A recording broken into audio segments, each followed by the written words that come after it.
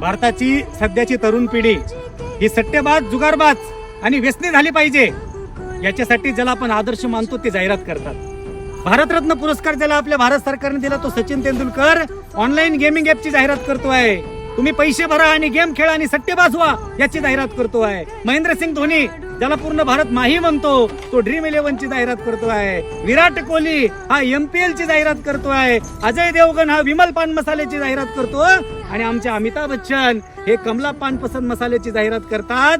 हे सगळे आदर्श मानणारी लोक तुम्हाला व्यसनी करायला लावतात, तुम्हाला जुगार सट्टा खेळायला लावतात। पण जगाच्या पाठीवरती एक माझा वारकरी संप्रदाय आहे की जो हजारो लाखो तरुणांना सांगतोय, पोरांनो निर्व्यसनी व्हा, भगवंताचं नामस्मरण करा आणि पुरुषार्थ संपन्न छत्रपती शिवाजी महाराजांसारखं तुमचं चरित्र घडवा।